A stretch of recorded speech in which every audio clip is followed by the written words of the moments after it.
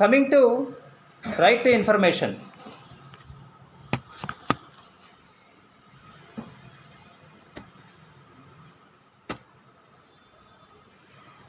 The right to information, coming to right to information, another part of the same question.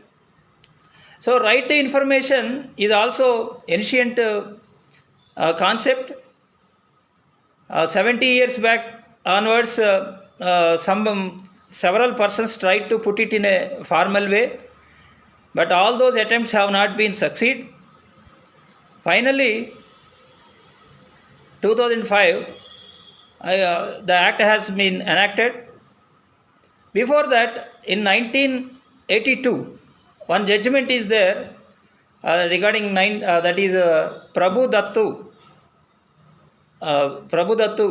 That case, that is also regarding Ranga Billa, about Ranga Billa case. In that case, Supreme Court held that right to information, right to know is a part of fundamental right. So governments and what is happening in the state also should be known to the citizens. 1982, one case is there. 1986, one case is there, that is regarding Jaipur municipality case. So, in this way, there are several judgments before the enactment of the right to information. What is the object of the right to information? The object of the right to information is transparency.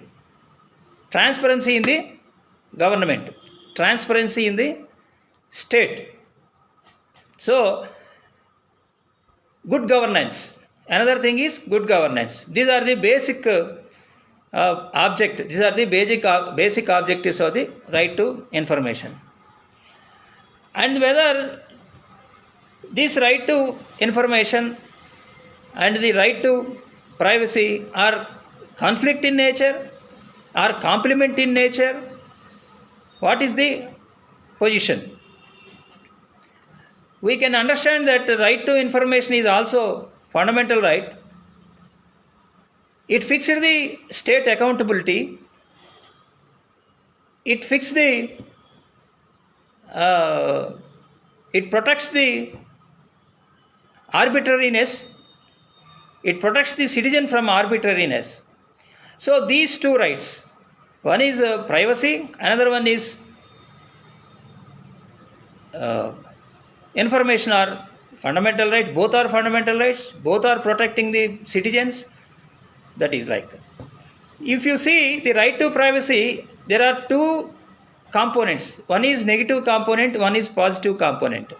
What is negative component is that it restrains the state to enter into the personal life of an individual. That is negative component. If you take positive component, state should protect the right to privacy of the individual. In the same way, right to information also have a very good duty and have obligation on the state. If you take section 8 of the right to information, it protects the right to privacy. When right to know and right to information is a fundamental right, everything has to be in public, everything has to be revealed. But Right to Information Act protect the right to privacy through 2 or 3 sections. That one section is section 8. Section 8 enlists the all types of exceptions which information cannot be given to other person. In the same way, section 11 deals about the third party information. If you see section 8, there are several descriptions which information, if it is information related to state security, information related to foreign relations, information related to other things. There are several categories. If you want, you read that. Not if you want, you have to read, you have to mention all these things, at least some of the things. So, that is the unleashed section 8. What is the third party protection? If anybody wants to information relating to a private person, the officer has to give notice to that private person whether this information can be given to whether he has any objections regarding that information, revealing of that information, so that there is a protection for third party. So like this, right to information is protecting the right to privacy, but it is limiting the right to privacy also. So right to privacy is not absolute right. In the same way, right to information is not encroaching it not invasion the right to privacy. So this is the interlink. Right to information is limit to the right to privacy. Right to privacy is limit to the right to information. So this is about the relation. Both are complementary, not conflict. Both are complementary, not conflict. That we have to understand. But we have to understand that there must be a state machinery to protect these rights. Section 8 clause 2 also have some exceptions.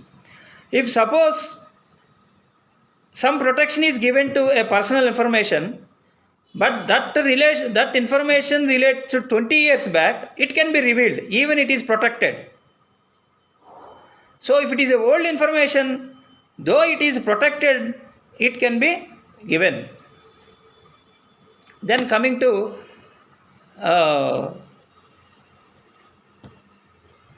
conclusion.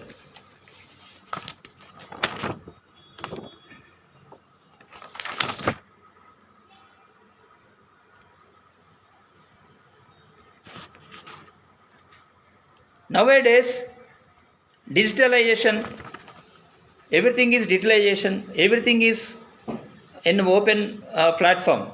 So for that, the Sri Krishna committee has been formed in the year 2017 itself, and Supreme Court directed to frame a mechanism. So Informational Technology Act deals with this data protection. According to Section 43A, Section 72A, if the state improperly disclosed the information of the person without following any procedure, there must be a compensation. It can be compensated. Compensation can be given for that. That is one aspect. So IT rules, according to 43A, some rules are framed regarding personal data protection. These rules deals with which information can be given, which information cannot be given. So you have to write all these things. You have to write all these things. You have to write right to privacy. You have to write right to information, and you have to write what is the relation between these two concepts, these two rights. So this is about this what do you call essay.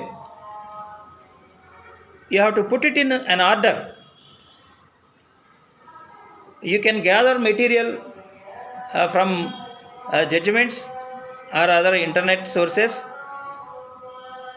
We can write any number of pages because it is not a prescribed syllabus. So a lot of information may be there, but there is no need to write unnecessary information.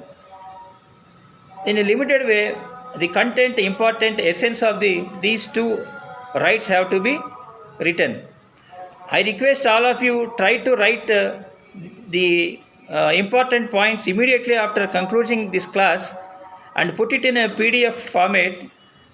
Please check with others what is your memory and what is your capacity in your own sentence, the capacity of writing in your own sentences. I tried to use the maximum the language of the court language or statute language. So you can use this language and you try to write a notes and you send to others, or one or two members or some members may be sent to my WhatsApp. So this is about right to privacy and right to information. If any doubts, put it in chat. We can discuss for a few minutes. Then we conclude the meeting. And I say that every 2 days or 3 days there must be one class regarding these essays. Already there are several topics in previous question papers. We will complete all topics in previous papers. Thereafter, I selected some of the topics. I will discuss all these topics with you. And within 2 days, for every 2 days, I will give information to that extent also. If any questions, or we will close, or you say what is your opinion, whether it is your you can understand or not. If you have any difficulties, you please put it in chat box.